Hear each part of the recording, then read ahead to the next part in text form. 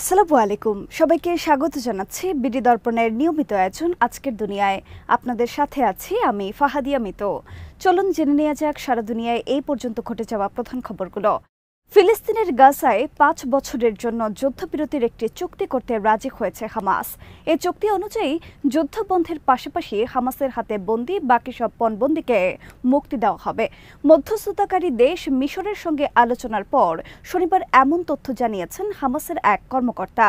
গাজায় ১৮ মাসের বেশি সময় ধরে চলমান সংঘাতের মধ্যে গত ১৯ জানুয়ারি থেকে যুদ্ধবিরতি শুরু হয়।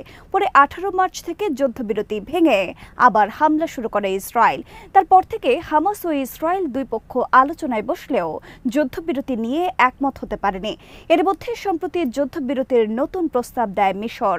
নতুন প্রস্তাব নিয়ে আলোচনার জন্য কায়রো সফর করেছিল হামাসের একটি প্রতিনিধি দল। পরিচয় প্রকাশ না করার শর্তে সংগঠনটির এক কর্মকর্তা বার্তা সংস্থা এএফপিকে বলেন, ৫ বছর মেয়াদী একটি যুদ্ধবিরতি চুক্তির বিনিময়ে একসঙ্গে সব পণবন্দীকে মুক্তি দিতে প্রস্তুত আছেন তারা। হামাসের কাছে এখনো ৫৮ জন পণবন্দী আছেন বলে জানিয়েছেন ইসরায়েল সরকার। তবে তাদের সবাই জীবিত নন। নির্বিচারে ইসরায়েলি বোমা হামলায় অনেকের প্রাণ গেছে বন্দী অবস্থায়। মিশরের এই প্রস্তাবের আগে আংশিক যুদ্ধবিরতির প্রস্তাব দিয়েছিল ইসরায়েল। ওই প্রস্তাবে ৪৫ দিনের যুদ্ধবিরতির বিনিময়ে ১০ জন জীবিত পণবন্দীকে মুক্তি দেওয়ার কথা বলেছিল দেশটি। তবে ওই প্রস্তাব নাকচ করে দেয় হামাস। তারা দাবি করে আসছে, আংশিক নয়, যুদ্ধবিরতি চুক্তির মাধ্যমে যুদ্ধ পুরোপুরি বন্ধের দিকে এগোতে হবে। এ সময় গাজা থেকে সব সেনা প্রত্যাহার করবে ইসরায়েল। এদিকে যুদ্ধক্ষেত্রের নতুন একটি ভিডিও প্রকাশ করেছে হামাসের সামরিক শাখা আল কাসাম ব্রিগেডস। ভিডিওতে দেখা যায় টানেলে ইসরায়েলি বোমা হামলার ফলে আহত হওয়া একজন পণবন্দীকে চিকিৎসা দিয়ে বাঁচিয়ে রাখার চেষ্টা করছেন যোদ্ধারা। ভিডিওতে দেখা যায় সুড়ঙ্গ থেকে মাটি সরিয়ে একজনকে উদ্ধার করা হচ্ছে। এরপর তাকে অক্সিজেন দেওয়া হয়। মধ্যপ্রাচ্য ভিত্তিক সংবাদ মাধ্যমগুলো জানিয়েছে হামাস শনিবার ভিডিওটি প্রকাশ করেছে।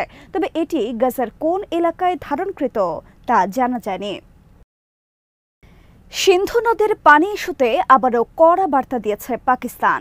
দেশটির প্রধানমন্ত্রী শাহবাজ শরীফ বলেছেন, পাকিস্তান যে কোনো মূল্যে পানির অধিকার রক্ষা করবে। তিনি বলেন, পানিকে অস্ত্র হিসেবে ব্যবহার করা কোনোভাবেই মেনে নেওয়া হবে না এবং পাকিস্তান যে কোনো মূল্যেই নিজের পানির অধিকার রক্ষা করবে। শনিবার ইরানের প্রেসিডেন্ট মাসুদ পেজেশকিয়ানের সঙ্গে টেলিফোনে আলাপকালে পাকিস্তানের প্রধানমন্ত্রী এই মন্তব্য করেন।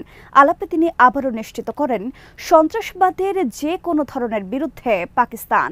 শাহবাজ শরীফ স্পষ্ট করে বলেন, ভারত অধিকৃত কাশ্মীরের পেহেলগাম হামলার সাথে পাকিস্তানের কোনো সরাসরি বা পরোক্ষ সম্পর্ক নেই, বরং গত ২ দশকে পাকিস্তান নিজেই সন্ত্রাসবাদের অন্যতম বড় শিকার, যেখানে হাজার হাজার মানুষ প্রাণহানি এবং বিপুল অর্থনৈতিক ক্ষতি হয়েছে। তিনি আরও জানান, পেহেলগাম ঘটনার বিষয়ে পাকিস্তান নিরপেক্ষ তদন্তের জন্য প্রস্তুত। ভারতকে নিরপেক্ষ তদন্তে রাজি হতে তিনি আহ্বান জানান। একদিন একটি সামরিক একাডেমিতে ক্যাডেটদের উদ্দেশ্যে দেওয়া বক্তৃতায় এই আহ্বান জানান পাকিস্তানের প্রধানমন্ত্রী। পেহেলগাম হামলার পর ভারতের উস্কানিমূলক পদক্ষেপ নিয়ে পাকিস্তানের অবস্থান ব্যাখ্যা করতে গিয়ে প্রধানমন্ত্রী শাহবাজ বলেন, পাকিস্তান এই অঞ্চল জুড়ে শান্তি চায় এবং যদি ইরান এই বিষয়ে কোনো ভূমিকা রাখতে চায় তবে পাকিস্তান তা স্বাগত জানাবে। ভারত অধিকৃত জম্মু ও কাশ্মীর প্রসঙ্গে প্রধানমন্ত্রী শাহবাজ জোর দিয়ে বলেন, পাকিস্তান সবসময় কাশ্মীরি জনগণের পাশে থাকবে এবং তাদের আত্মনিয়ন্ত্রণের ন্যায্য দাবির পক্ষে জাতিসংঘের বিভিন্ন প্রস্তাবের ভিত্তিতে সমর্থন দিয়ে যাবে। কাশ্মীরের ভারত অধিকৃত অঞ্চলে ১৯৮৯ সাল থেকে ভারতীয় শাসনের বিরুদ্ধে বিদ্রোহ চলছে। বহু কাশ্মীরি মুসলিম বিদ্রোহীদের সমর্থন করেন এবং তারা চায় অঞ্চলটি হয় পাকিস্তানে যোগ দিক অথবা স্বাধীন রাষ্ট্র হিসেবে আত্মপ্রকাশ করুক। ভারত অভিযোগ করে এসব আন্দোলনের পেছনে পাকিস্তানের ইন্ধন রয়েছে, যদিও ইসলামাবাদ তা কখনোই স্বীকার করে না। কাশ্মীরের পেহেলগামে বন্দুকধারীদের হামলার কিছু সময় পরে এই ঘটনার দায় স্বীকার করেছিল অখ্যাত সংগঠন দ্য রেজিস্ট্যান্স ফ্রন্ট বা টিআরএফ। কিন্তু এবার কাশ্মীরের বিদ্রোহী গোষ্ঠীটি এই ঘটনায় জড়িত থাকার কথা অস্বীকার করেছে এবং আগের দাবির জন্য ভারতীয় গোয়েন্দা সংস্থাকে দায়ী করেছে তারা। গোষ্ঠীটি সামাজিক যোগাযোগ মাধ্যম এক্সে এক পোস্টে বলেছে, টিআরএফকে এই ঘটনার সঙ্গে জড়ানোর বিষয়টি মিথ্যা এবং কাশ্মীরি প্রতিরোধ আন্দোলনকে কলঙ্কিত করতে সাজানো একটি প্রচারের অংশ। গোষ্ঠীটি আরও বলেছে, পেহেলগামে হামলার কিছুক্ষণ পর আমাদের একটি ডিজিটাল প্ল্যাটফর্ম থেকে সংক্ষিপ্ত এবং অনুমোদনহীন একটি বার্তা পোস্ট করা হয়েছিল। অভ্যন্তরীণ তদন্তের পর আমাদের কাছে এই কথা বিশ্বাস করার যথেষ্ট কারণ রয়েছে যে সমন্বিত সাইবার অনুপ্রবেশের ফলে এমনটি ঘটেছে, যা ভারতের ডিজিটাল যুদ্ধ কৌশলের একটি পরিচিত পদ্ধতি। গত মঙ্গলবার দুপুরে পেহেলগামের বৈসারানে বন্দুকধারীদের হামলায় ২৬ জন পর্যটক নিহত হয়েছেন। এর মধ্যে ২ জন বিদেশি পর্যটক রয়েছেন। সরকারি সূত্রের বরাত দিয়ে দ্য হিন্দু জানিয়েছে, এই ঘটনায় আরও অনেক মানুষ আহত হয়েছেন। এদের মধ্যে কারো কারো অবস্থা গুরুতর। মৃতের সংখ্যা আরও বাড়তে পারে।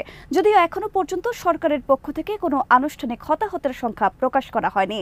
পেহেলগাম হামলা নিয়ে পাকিস্তান ও ভারতের মধ্যে উত্তেজনা বেড়ে গেছে। উভয় দেশ পাল্টাপাল্টি কিছু ব্যবস্থা নিয়েছে। কাশ্মীর সীমান্তে দুই পক্ষের সেনাদের মধ্যে গোলাগুলির ঘটনাও ঘটেছে।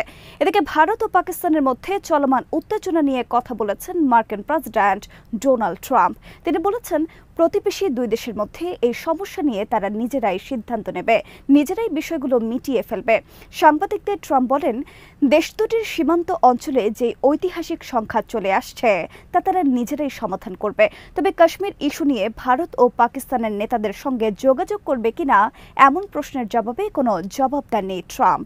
ট্রাম্পের মতে, ভারত ও পাকিস্তানের মধ্যে বড় উত্তেজনা রয়েছে, তবে এমন উত্তেজনা আগে থেকেই ছিল।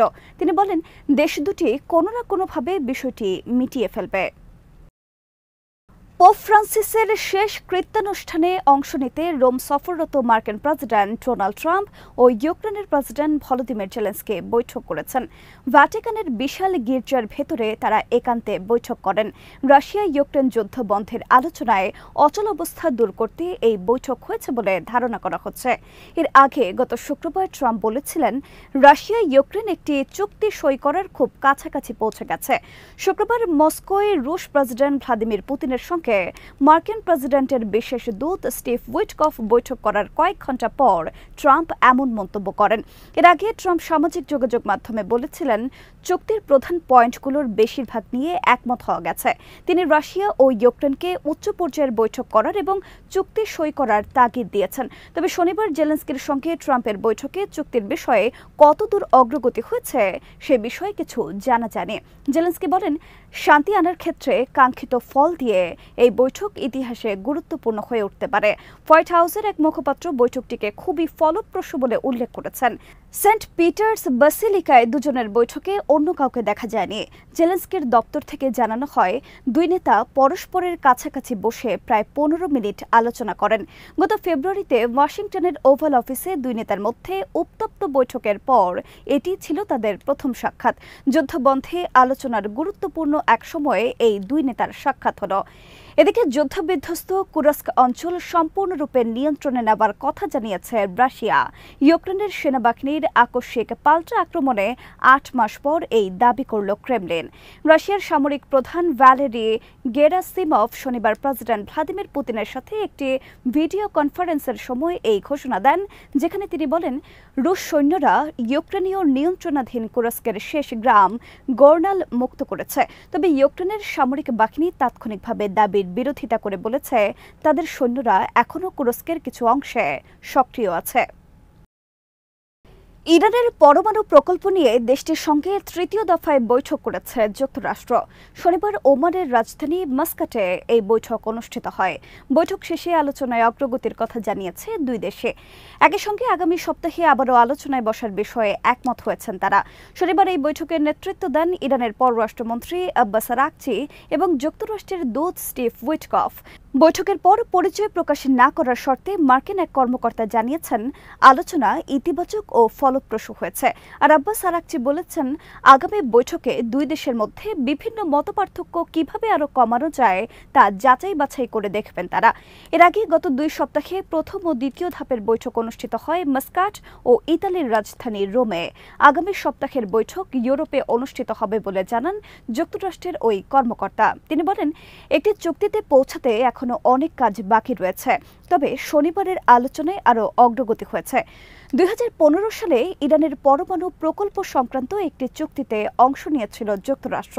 ওই চুক্তিতে ইরানের ইউরেনিয়াম সমৃদ্ধকরণ সীমিত করার বিনিময়ে দেশটির ওপর থেকে বিভিন্ন নিষেধাজ্ঞা তুলে নেবার কথা বলা হয়েছিল। নিজের প্রথম মেয়াদে ওই চুক্তি থেকে সরে দাঁড়ান মার্কিন প্রেসিডেন্ট ডোনাল্ড ট্রাম্প। জানুয়ারিতে আবার ক্ষমতায় বসার পর এ নিয়ে নতুন করে আলোচনা শুরু করেছেন তিনি। আলোচনায় যে অগ্রগতি হচ্ছে তার ইঙ্গিত দিয়েছেন ট্রাম্প নিজেও।